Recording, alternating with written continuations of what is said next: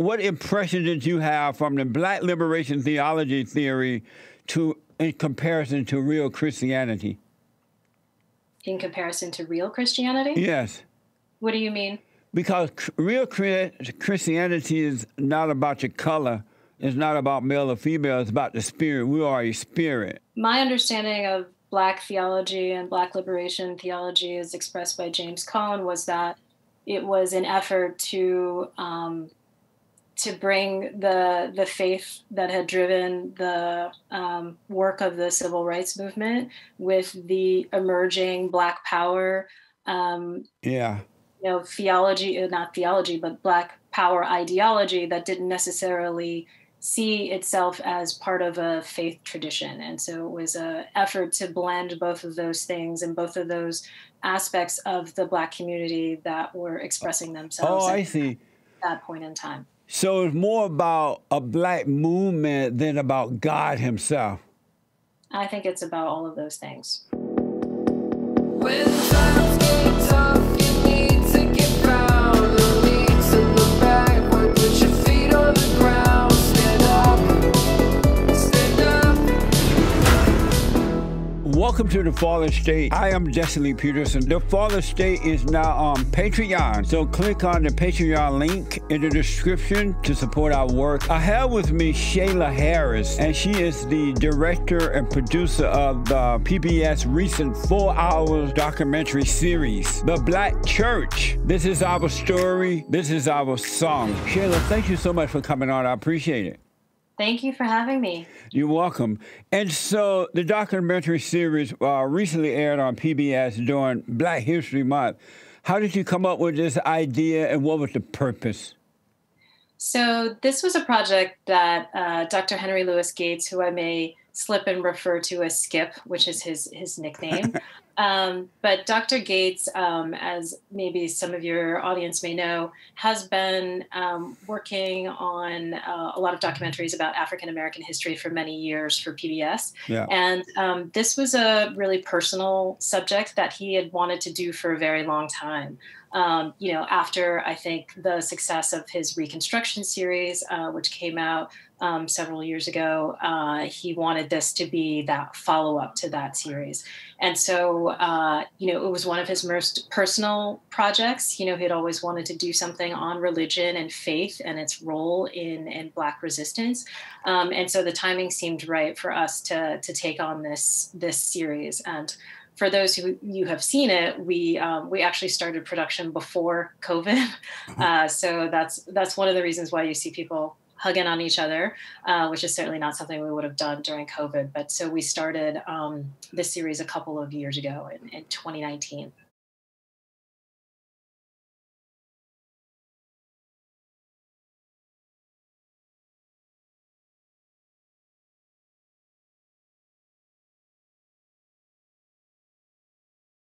Is Dr. Gates Christian?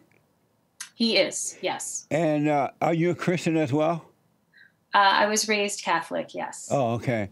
And so this project, was it made by a Christian team?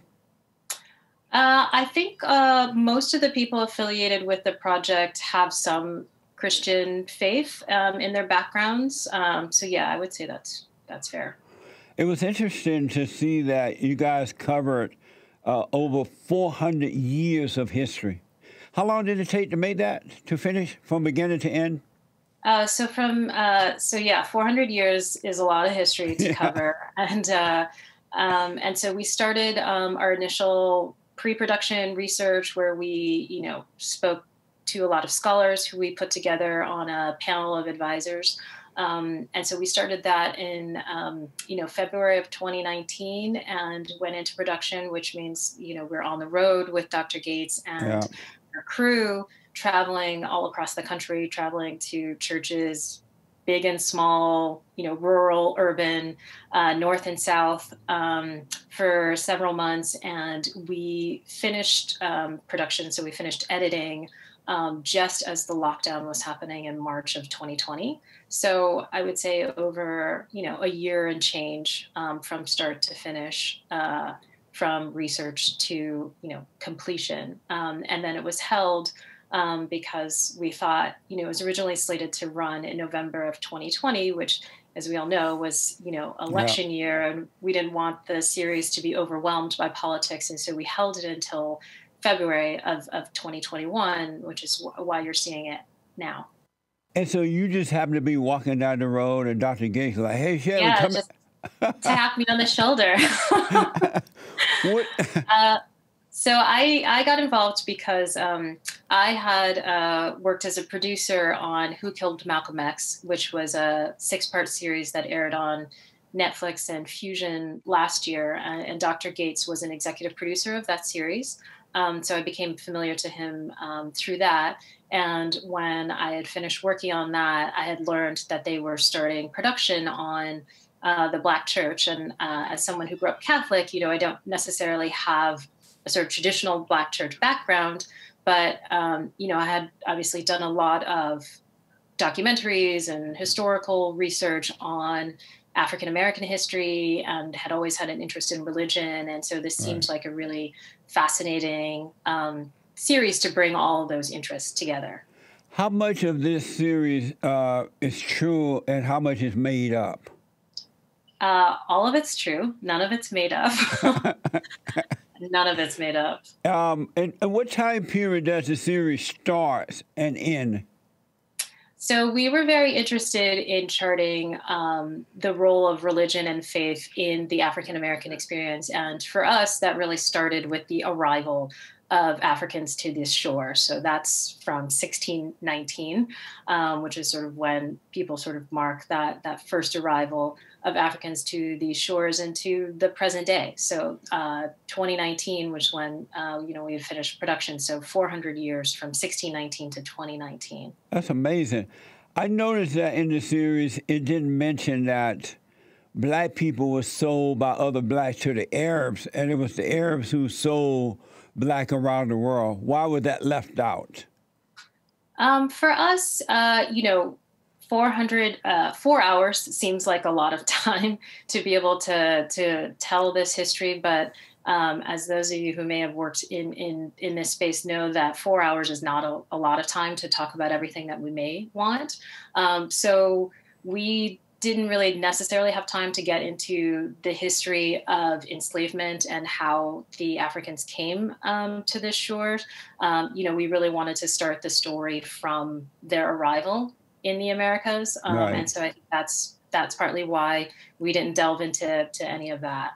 Yeah, I had hoped to see that because a lot of Black people think that, if not most, they think that it was the white people who went to Africa and bought the Blacks and brought them here, and when it wasn't that. So I think if they had seen that, it would have cut out a little bit of the anger toward white people from the Blacks. Yeah, no, that story is a documentary unto itself. Yeah, about how all of that happened for sure. And you guys interview a lot of people in the series. People like Oprah, John Legend, Jennifer Hudson, T.D. Jakes, Kirk Franklin. Did they know a lot about the history of the Black church? Why them instead of older generation? Yeah, no, we wanted to have a cross-section of people that we talked to. We have a number of scholars and theologians who we spoke to who have done a lot of research in the history of the Black church. And we also wanted to talk to clergy folks who covered a range of denominations and disciplines.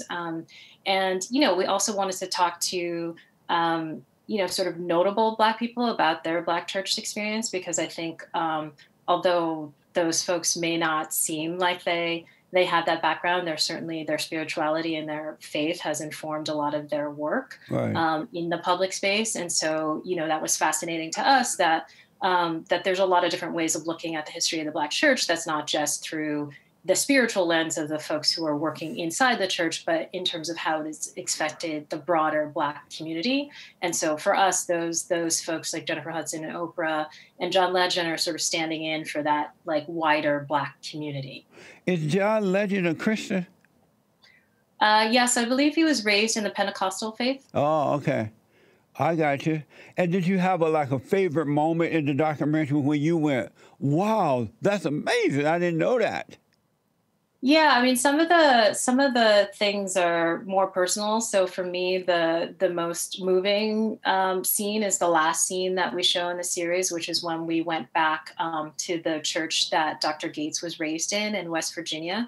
You know, that's a church that his family has attended for many, many decades, and so it was really moving for him to go back home to that church that, you know, he's moved away since and has been living elsewhere. And so it was a sort of a prodigal son returning home to the church that had nurtured him. And it was really moving to, you know, see his testimony and see how that community embraced him after he had been gone for such a long time. And to me, that represented sort of what the Black church means in these communities, that, you know, even if you don't go every Sunday or you don't go all the time or you haven't seen those folks, that when you need them, that they're there.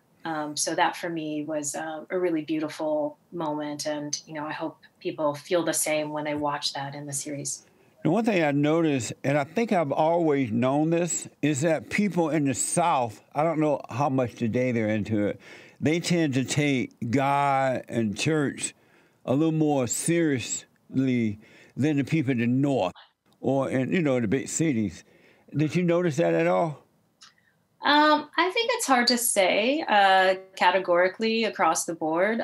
You know, I think we did find that, you know, some of the rural Black churches, you know, had been there for generations. And so therefore people had a different relationship to those churches than some maybe newer churches that have emerged in recent years. But, you know, I think by and large, you know, all of the places that we went to and visited, I think had pretty robust congregations and people who were associated with it. Yeah. And, you know, I think even now, I think there is a broad number of people who don't go to church regularly on Sundays. And there's like secularization, I think, across, you know, not just Black people, but white people.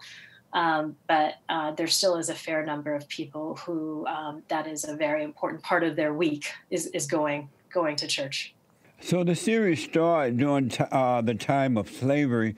What is the relationship between church and slaves? And the reason I ask that, because when I was growing up, I grew up in Alabama on a plantation under the Jim Crow laws, and I didn't hear a lot about slavery. We heard about it, we talked about it a little bit, and Jim Crow, even though I grew up under the Jim Crow, there was not a lot of talk about it, more about God, family, and the country. What is the relationship between the church and slaves? Well, I think it depends on who you ask, and I think it depends on which community is asking that question. I mean, I think certainly from what we shared in the series, the white community, the community of people who had enslaved folks, didn't really talk about the faith of the enslaved persons, and used some notion that, you know, Black people were not spiritual people, did not come with faith to sort of justify that enslavement of people of color.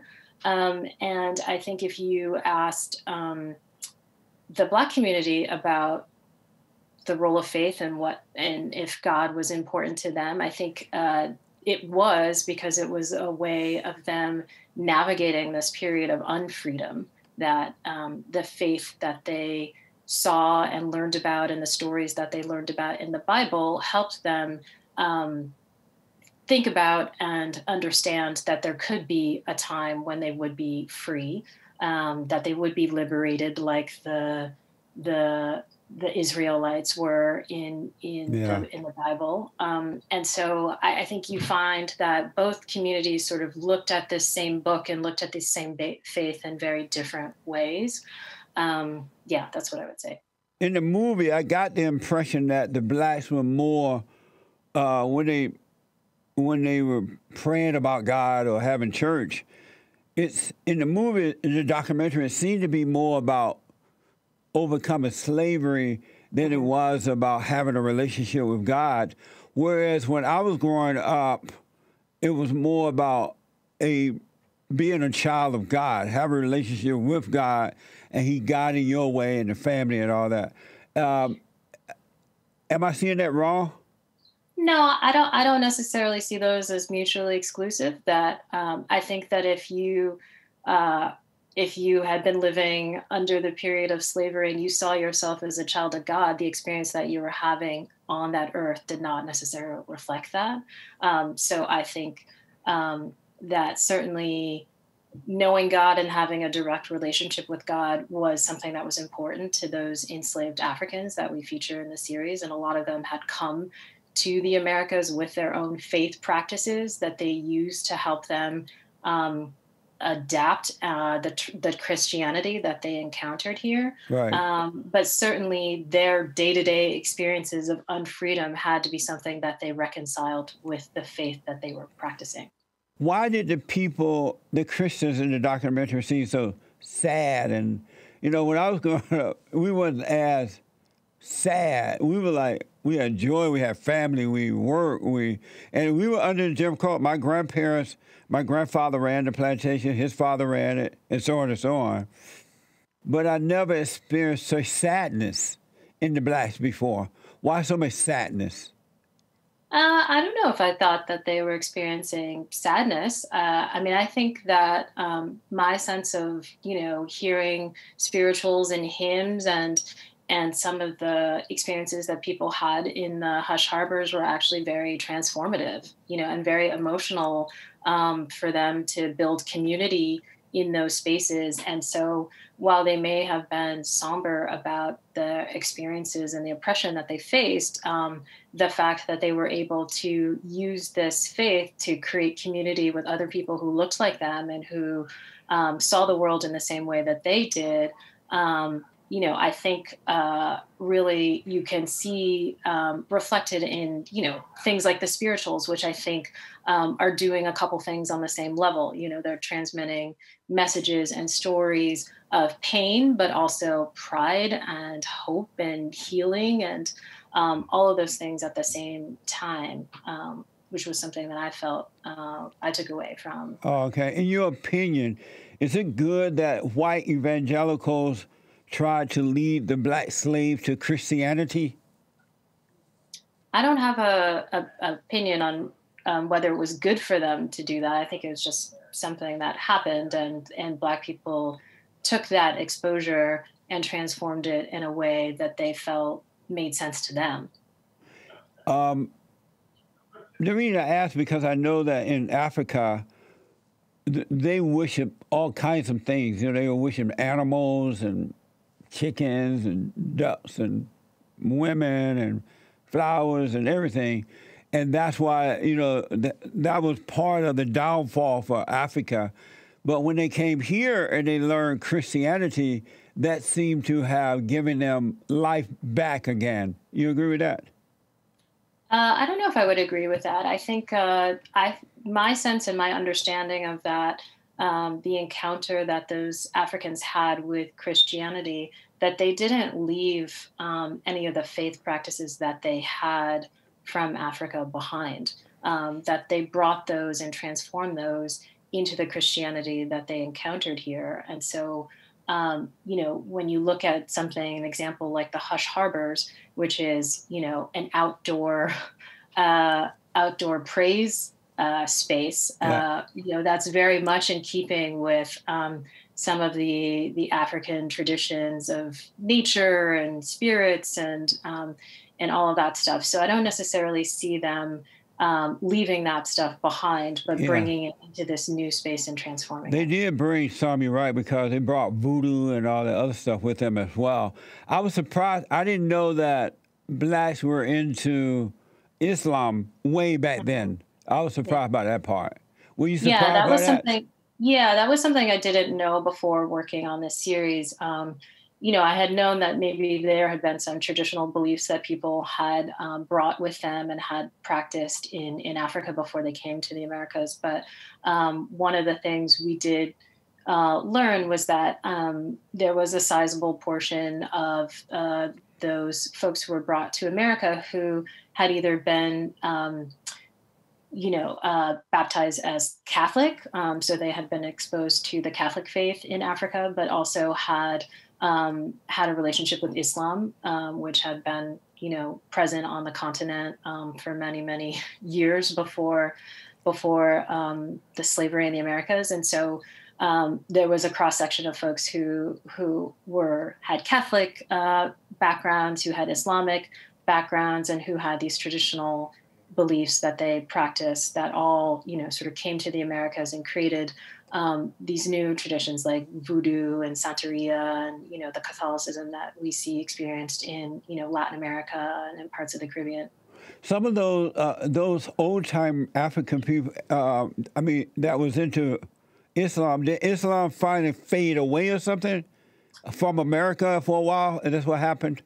From the blacks? I think we did see some Islamic retentions in the early practices of Christianity. So we went and visited a church in Savannah. That's one of the oldest churches, black churches in the Americas. And, there were still remnants of Islam and Islamic text and Islamic writings in that church. And also, when we went to go visit Sapelo Island, some of those retentions were still present, as some of the descendants of some of those early Muslim slaves were still living on Sapelo Island. So it's still present, maybe not in the sort of overt way that we would expect, but it's still there. And then certainly we saw a reemergence in an interest in Islam, when the Nation of Islam, sort of rose to prominence in the 20th century.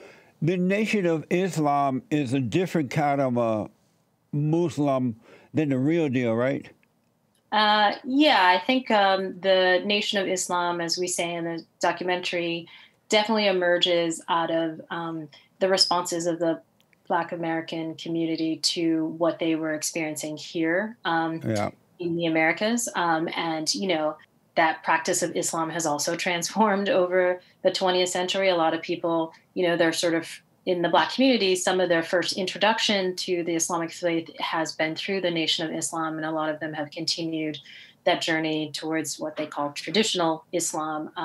So there is a difference between how those things are practiced, but there is a relationship between those two.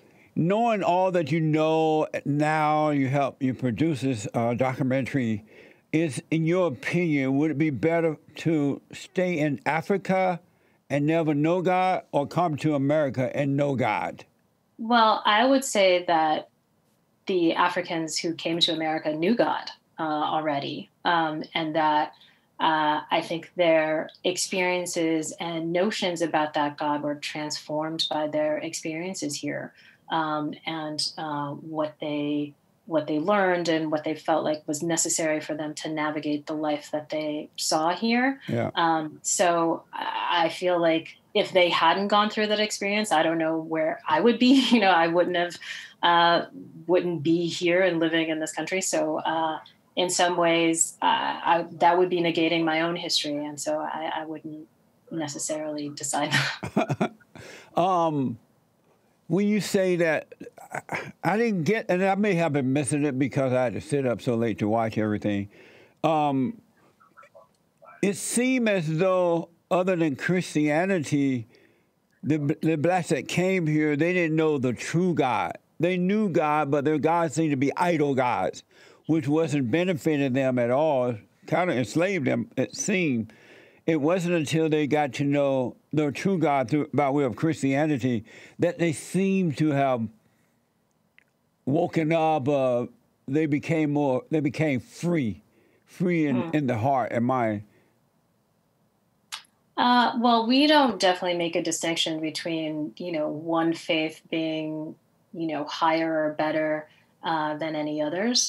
So it's hard for me to make an assessment on which God is the true God for them. It's, our job as filmmakers and as historians is just to share our understanding of the history of what they experienced and what they encountered and how it played out in the Americas, and not to necessarily make a judgment on, whether, you know, their experiences were better or worse in the Americas. Or Did you, even though you're right, I understand that, but did you notice that as a producer, did you notice the difference that those who didn't believe in the true God were more enslaved, not only in their mind, but in reality, than those who believed in the true God, Christianity, Christian God?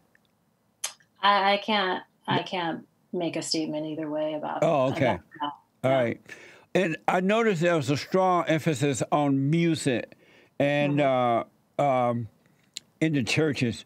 Why so much singing and dancing?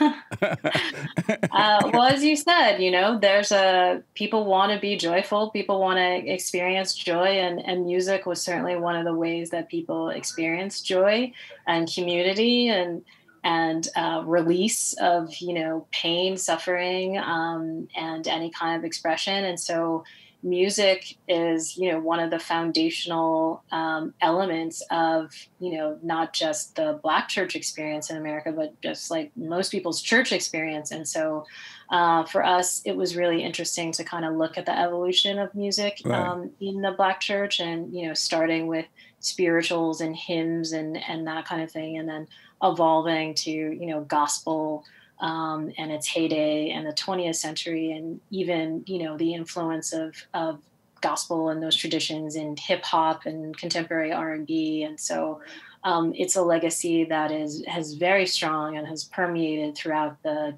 decades. So it wasn't about trying to bring them closer to God. It was about the suffering and the freedom and the fights and all that they had to go through.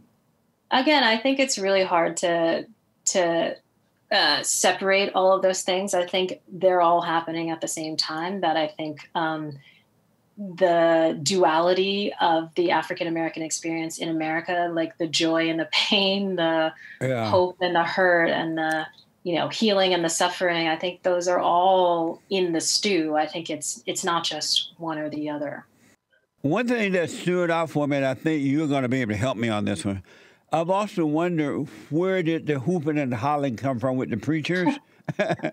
Did you wonder about that before the movie, before you made the movie? Yeah. I mean, I think there is I think for a lot of people, you know, their first encounter with Black faith is the tradition of the Black preacher, who is a very particular character, who is very distinctive from some of, you know, the traditional kind of white pastors that maybe people have seen before. And so we were very interested in like how that came to be and like where that came from. And it seemed that a lot of that came during the Great Awakening, where you would have a lot of the evangelicals at the time were sort of spreading the word and the good news. And in the Black communities, you would have what they called the exhorter, who would also be trying to make people know the story of God, and the way that they told their stories and conveyed that message in the Black community was very different than how, you know, the sort of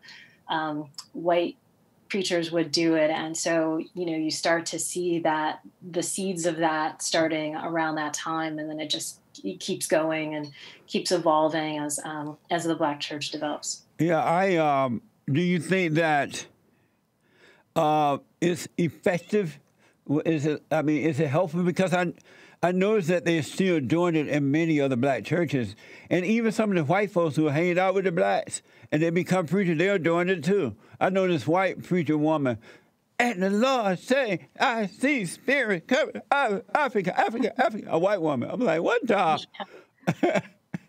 Yeah, no, I mean, I think people, you know, there's like a kind of call and response that happens in Black churches. And so if the congregation isn't responding, then maybe the pastor's not doing something that's like interesting to them. And so I think if they're getting positive feedback from the congregation and the amens and the hoots and the hollers from the things that they're saying, and if they're saying it that way, then I think that's why you see that continuing. It seems to put you into a hypnotic trance when they do it. That's amazing, huh? Yeah, it's really great. It's a very interesting documentary, though. Thank you. The civil rights also, you guys covered a series. There's a series on the civil rights movement. Why them? Why the civil rights movement? Yes. Well, part of what we are looking at in the series is not just the spiritual role that the Black church has played in the African American community, but because it's one of the few institutions that has been solely controlled by Black people for since the very beginning. The church as an institution has also played a political and a social role in the community's growth and development from during slavery through Reconstruction. And we certainly saw that the church was incredibly active in mobilization and in organizing around the civil rights effort in the 50s and 60s.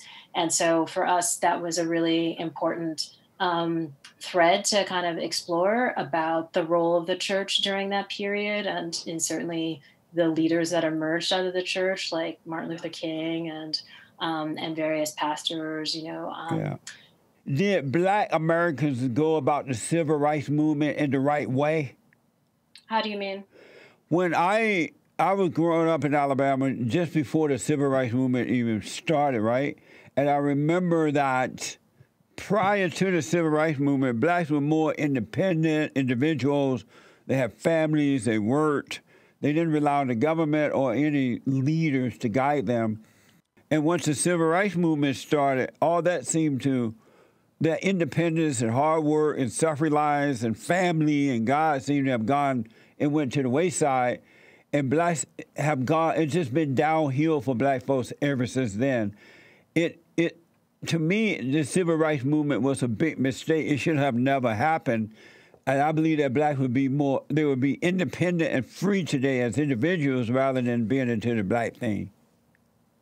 Well, I think there are some arguments that a lot of people or some people have had about the community that was built behind the color line during Jim Crow segregation, and how African Americans, built their own self-determination and built stronger communities, and we're kind of all in the same boat during that time, and that integration sort of fractured some of those bonds and divided that community by class. The middle-class African Americans who had been living in those communities behind the color line, some of them left to go elsewhere. And, integration provided lots of opportunities that allowed folks to, work for mainstream news organizations and not work for the Black press or stuff like that. So, I mean, I think there's a lot of people who feel that way about that transition, but I certainly think other people would also argue that that working towards civil rights and making sure that Black people were not treated as second-class citizens within their own country was a very important effort. But we didn't seem to care about that then. No such thing as civil rights, right? We weren't thinking of that. Blacks were building their lives. They built Black universities and high schools, and they went there, they came back as teachers and professionals. And I think that had Blacks continued down that road, they would be better off today. They would be like the Jews. The Jews are very independent. I believe that Blacks would be very independent had that not happened, and not trying to make someone love them. They wouldn't be begging for love by taking other people's stuff and intimidating them and all that. They seem to be begging for love now, instead of being, I'm accustomed to Blacks being independent and treating all people the way they would like to be treated. In return, they got their back in return because they were respected. But the civil rights movement, along with other things, seem to have taken that away from the Black, and they're in a blaming and begging mode right now, kind of a mob mentality. Unlike the Jews, who kept their independence and worked their way through rather than trying to make someone love them. Yeah, well, I think there's a lot of people who think all kinds of ways about that. And, I think our goal as filmmakers is just to present the history as we came across it. And, whether people have their own personal experiences or personal beliefs on whether something was the right decision or not the right decision was not really something that we were thinking about necessarily as filmmakers. Did you notice that, though, while making this film, because you put a lot of work into it, that you noticed the difference in the change once the civil rights movement came along? They went downhill? Well, I don't know if I would necessarily say that things went downhill. I think there were just a lot of different experiences on all sides. I think one of the important things that we wanted to share in the series was that, not everyone was supportive of the civil rights movement, that there were a lot of conservative elements within the community that felt that that was radical or didn't feel like it was necessary. And so it was important for us to convey that the African-American community is not a monolith, that there are a lot of different people within that community who believe all kinds of things. There's a spectrum within that. And so, I think that was really important for us to convey and not really make any judgments about that. In your opinion, was Lyndon B. Johnson a good influence in doing this movie? Was it Lyndon B. Johnson a good influence for the blacks or bad? I didn't work on that episode. So it's hard for me to say with any certainty whether he was a important or not important person. One thing I wondered about in the civil rights aspect of the movie, I've noticed that some of the so-called leadership in the civil rights movement, like Jesse Jackson, Al Sharpton, and others, I know that Dr. Martin Luther King never liked Jesse Jackson because Jesse Jackson always had a hidden agenda, right? He threw him out of the movement a couple of times. And I noticed that once Dr. King was assassinated, Jackson and Sharpton, they seem like they are race hustlers. So they've taken what looked like it meant to be a good intention and turned it into a personal gain by causing blacks to blame white folks and hate white people for their own personal gain. Did you see that? I didn't necessarily see that. I mean, we interviewed Al Sharpton for the series, and I was sorry about that. What a mess. Oh no. Well, I actually thought, his insights and his experiences were very valuable for our audience, and he felt very influenced by the things that he learned as a young person in the King movement, and that influenced a lot of the work that he went on to do with the National Action Network and with his political activism and electoral aspirations. So for us, it was just really important to show those folks who had firsthand experiences in both the church and in the politics of the day in terms of what we were sharing with our audience, and to hear from them firsthand about I see. What motivated. So you're trying to show the good and the bad, because there's both things. We're just presenting things as they are and leaving it up to our audience to come to their own conclusions about whether they buy it or like it or don't like it or see it as the right move or the wrong move. I don't think that was necessarily our goal. One thing I was surprised by, because I thought the documentary was going to focus on black Christians, right? I was surprised when at the focus on feminism and gender. Why that? Because black people weren't into those kinds of things at all. And had they maintained their independence, they would not be into those things now. Why did you guys bring that feminism and gender into it? Well, I mean, I think if you ask some of those women who were advocating for a righteous disconsent in the late 19th century, whether, gender identity was important to them, I think they would say yes. So this was not something that we made up. This was something that emerged out of our research and discussions and conversations with the scholars and, female pastors and various folks, that this was an important thread, that women had been the backbone of the Black church and may not have necessarily had access to the power positions in the church, whether that's the pulpit or other things, that there existed a stained glass ceiling. And those are not words that I made up. Those were words that were shared with us during our research. And so I think it certainly, while Black women, and myself included, consider their racial identity a very important part of their self-definition, I think there are also a lot of people who have other identities that are important to them, whether that's gender, sexuality, class. And so I think it was important for us to reflect, again, that the Black community is not a monolith and that they have a lot of different life experiences that are important to them that they want to see reflected in their faith community and in their churches. So was that supposed to be a positive or a negative?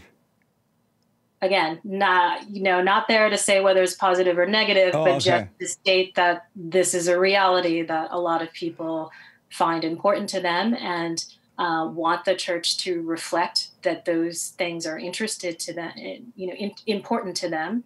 And so some churches have responded to that and some have not. I got you. Because I noticed there was an example of several Black female preachers, right?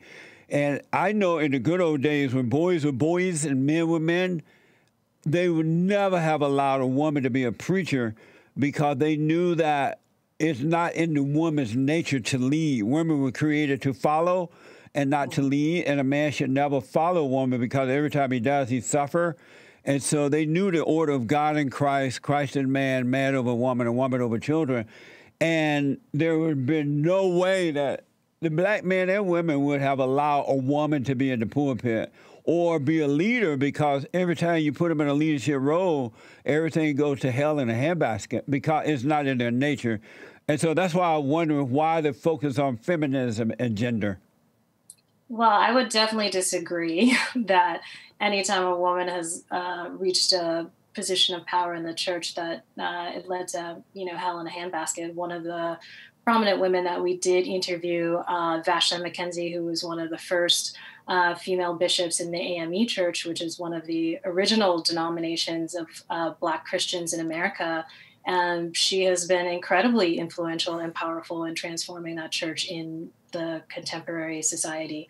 And certainly our interview with Yvette Flunder, who has opened her own church, that she felt like reflects the values of what she believes are important things to consider, has also been very important and influential in the community that she opened it. And so we had numerous examples of that in our series. And, I think the point that they would make is that women are a sizable portion of the Black church community and have a lot to contribute to that, and that should be reflected in the positions that they have in the churches. Yeah, I understand that. But if you notice, and you're right about that, the women are quote unquote taking over right now. But if you notice in the AME church and the churches where the men have allowed the women to take over, they are like weak and feminine, and men have stopped going there for the most part. You have some guys that, don't know any better or just don't care or whatever.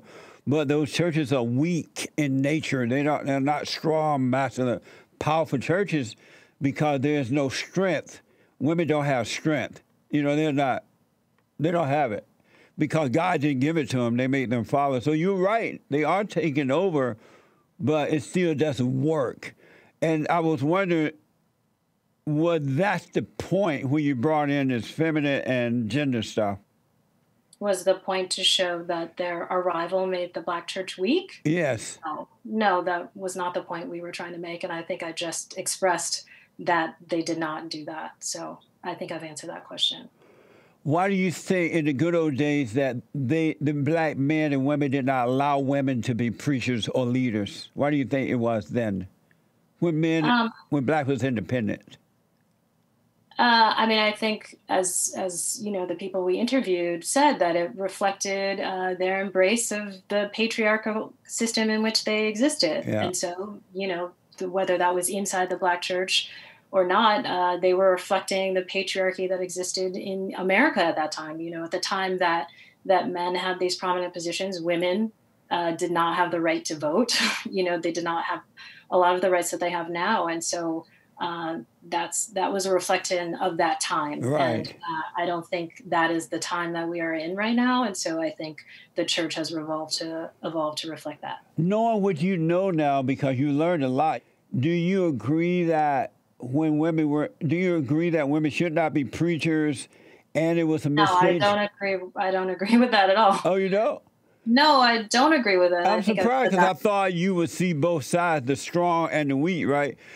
Have you noticed those since they became preachers and they got the right to vote, that the world going to hell in a handbasket because there are more women than there are men, and things are getting worse instead of better? No, I don't agree with that. Oh, you don't really? No, I don't. But then you notice the difference between the strength of black folks before all this other stuff happened and the weakness of them now? I don't know if I would categorize it or characterize it as strength or weakness. I would say that I think, of course, when the Black church was operating as an independent institution during the Jim Crow era, it had a lot of control and a lot of influence over the community when that was all the community had. And I think certainly post-civil rights movement, and when you have this period of integration where there are a lot of places that African Americans of all stripes can go to get some solace beyond just the confines of their community, then that influence is going to wane. Oh. But I think what we have found is that when periods of horrible things that have happened in this community, and when people need to rally around each other, they have. Okay. Another thing that I can't wait to hear your point on this. I wish I had been there with you taping this, but thank you for the documentary. Really, I saw a lot. The one thing I know for sure, in the good old days before the civil rights movement and all that, you guys brought in same-sex marriage. There was the series also support homosexuality within the church. There was a reverend by the name of Jonathan Walton, and he said that black churches have always included homosexuals at every phase. He said there is a don't ask, don't tell policy. I know that there have always been homosexuals and lesbians and all that around because of sin. And if someone was in that fallen state, it was hidden because they knew it was a shame, and the church would show them how to overcome it, right? By pointing them to be born again. But it was never accepted as a good, and it wasn't talked about and promoted as a good. It was a sense of shame to be in that fallen state. Do you agree with him that the black church is always included, or you know that that's not true? I mean, I think they have always included, because there have always been folks who had a spectrum of sexualities that exists within the black community. So, but you didn't know about it, though. You didn't preach about it. They call it sin, and they were showing them how to overcome it. They knew it was a wrong, it was a shame, so they taught them how to overcome it rather than coming out of the closet or accepting it as something good. That's when black people were decent people. Yeah. Well, I don't characterize that as the good old days. I mean, I think that certainly was a period where people didn't feel like they could freely express themselves, and certainly the society has transformed and evolved since then. And so folks who feel that way want to be able to be all of who they are, especially within something as intimate as their religious and faith practices. And so that was something that we felt like was an important theme to raise in the series. Was that an amazing thing for you to discover? Because during those days, black people knew that being a homosexual, or being a drug addict, or being a lesbian, or being a whatever, it wasn't who you were. It's just that you had fallen away from God, and Satan was your daddy, and you took on his... I don't agree with that statement at all. You didn't notice that? I don't agree with that statement at all. No, that's where it was in the good old days before the civil... I don't agree with that statement at all. What do you mean by that? I don't agree with that statement at all. What do you mean? Was there something that says I'm wrong about that, in that? I don't agree with the statement that that is a sinful thing, and that they were taught that was a sinful thing. I don't agree with that statement. They would never. There's no way you were coming out of a closet or promoting. Black people were even ashamed of having children out of wedlock in those days. If a woman got pregnant, she would have to go to Indiana somewhere until she had that baby or stay in the house, right? Because blacks had a higher sense of morality and respect for what was right. But once the civil rights movement came, They lost that, and that's part of their suffering now. Did you notice that change? I can't say that, no. You had, in the documentary, you covered a lot of controversial figures such as Marcus Garvey, Jeremiah Wright Jr., and James Cone. James Cone is the one that came up with the Black liberation theology thing, right? Yes. What is your what impression did you have from the Black liberation theology theory in comparison to real Christianity? In comparison to real Christianity? Yes. What do you mean? Because real Christianity is not about your color. It's not about male or female. It's about the spirit. We are a spirit, created image of God. And Blacks knew that at one time, so they went into the color thing. You know, this guy, James Cone, which was really brought in too by Jeremiah Wright Jr., were into the color thing. How did you feel with those two differences? Well, my understanding of Black theology and Black liberation theology as expressed by James Cone was that it was an effort to bring the faith that had driven the work of the civil rights movement with the emerging Black power,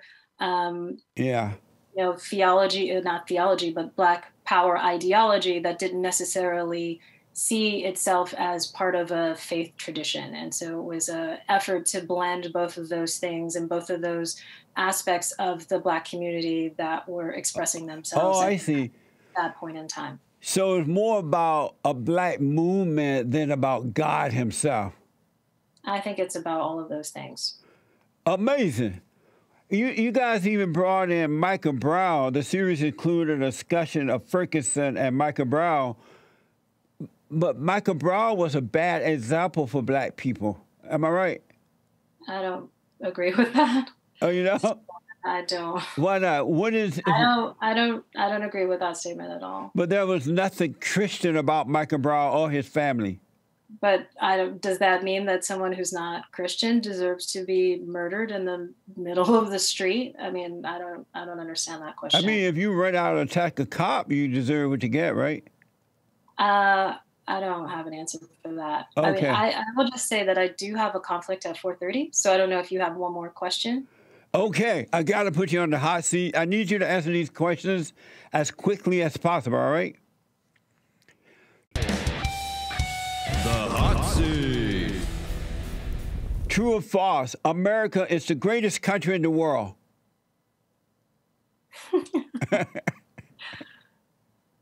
Is that a real question? Yes.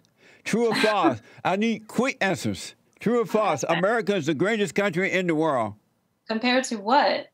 Do you admire American founding fathers?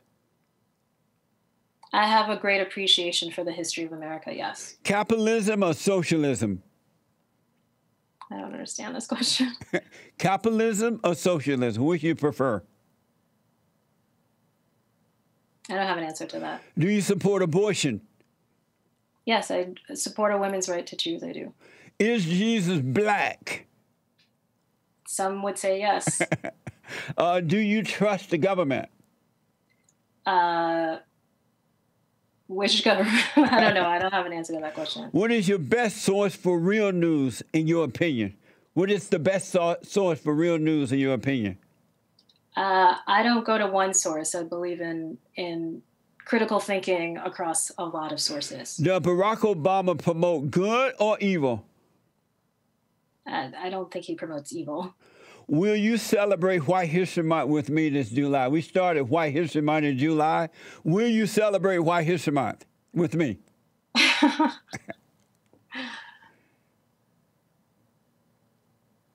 Really? Yeah. This is our 4th year coming up. I celebrate all histories at all times. So you will celebrate White History with me? With us? At all times. All history at all times. Do you love white people?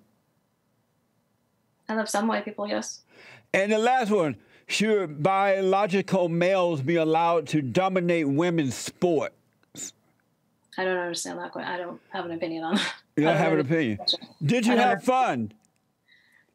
This is a very interesting conversation. Thank you for having me.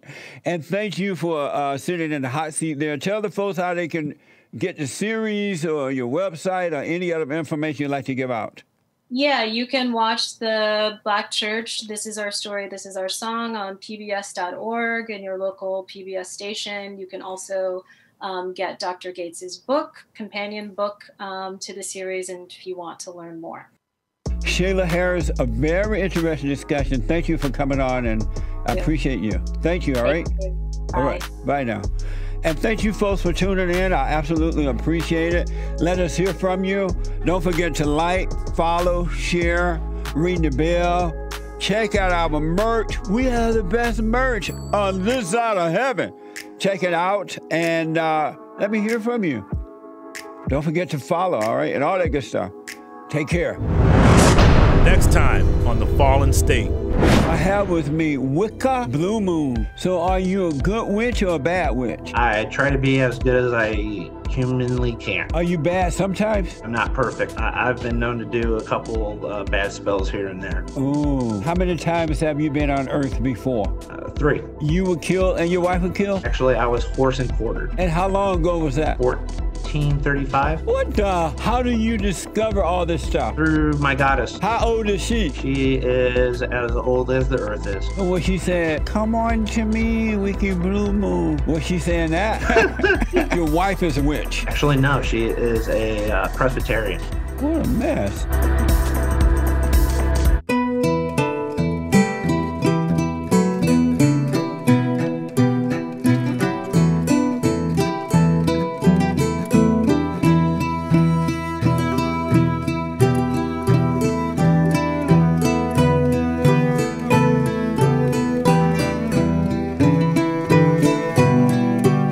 Thanks for watching The Fallen State. We need your continued support.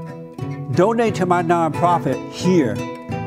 Subscribe and like the videos here. And tell everybody and their mama about the show.